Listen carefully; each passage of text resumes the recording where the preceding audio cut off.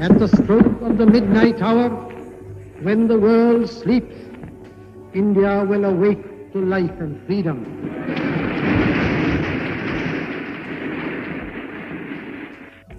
A moment comes, which comes but rarely in history, when we step out from the old to the new, when an age ends, and when the soul of a nation, long suppressed, finds utterance. Welcome to the Crossroads of History. I am Vijay Gokhale, Nonresident Senior Fellow at Carnegie India.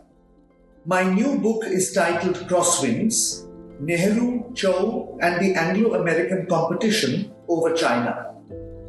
The book is a window into the minds and motivations of some of the great leaders of the mid-20th century. People like Prime Minister Nehru of India, Premier Zhou Enlai of China, eminent American statesmen like Truman, Eisenhower and John Foster Dulles, and British Prime Ministers like Churchill, Eden and Macmillan, who collectively shaped the new Indo-Pacific order at the end of the Second World War. Imagine India in 1947, a young nation, a newly independent country just free from the shackles of colonialism, and yet suddenly thrust into the center of the global chess game. My book Crosswinds takes you on an exhilarating yet perilous journey that India undertook in the international arena in the decade of the 1950s. You feel the pressure of great power competition, the thrill of diplomatic maneuvering, and the weight of choices that India was compelled to make as it crafted its foreign policy in the turbulent early years of the Cold War.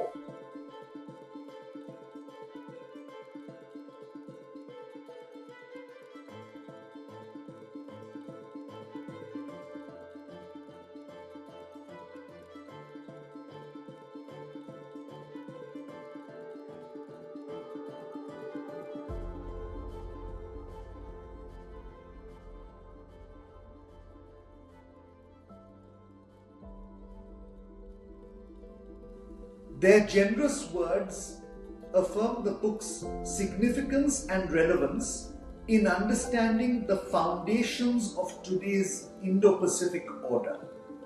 My book Crosswinds brings a fresh perspective in understanding how newly independent India crafted its foreign policy both towards the United States of America and the People's Republic of China soon after our independence.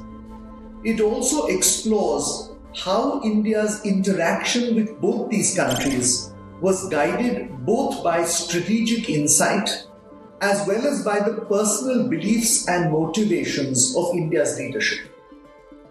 The book is also interesting because it looks at how the British Empire, that had exited India in 1947, continued to exercise a significant influence on India's foreign policy making and on India's policy makers in the decade of the 1950s as India built up its foreign policy with both the United States and China.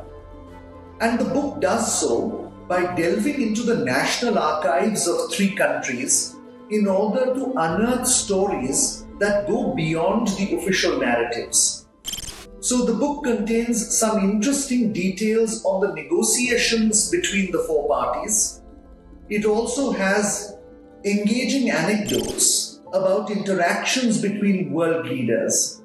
And I narrate the entire story of the decade through the prism of four seminal events: the establishment of the People's Republic of China in 1949, and how it influenced the policy of other countries.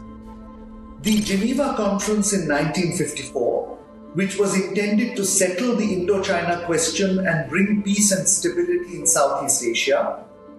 And the two Taiwan Straits crises in 1954-55 and in 1958, which brought China and the United States to the brink of conflict and confrontation.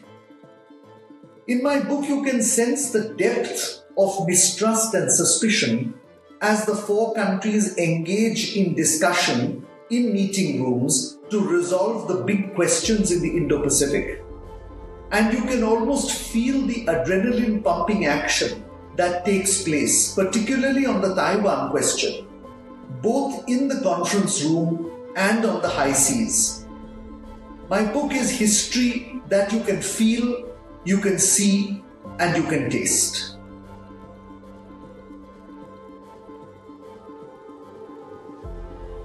Crosswinds is therefore, for the most part, a factual narration of events that define both the Indo-Pacific region and Indian foreign policy at the beginning of the Cold War. And the book invites you, the reader, to question, to debate, and to seek your own interpretations of this seminal period in the history of the Indo-Pacific.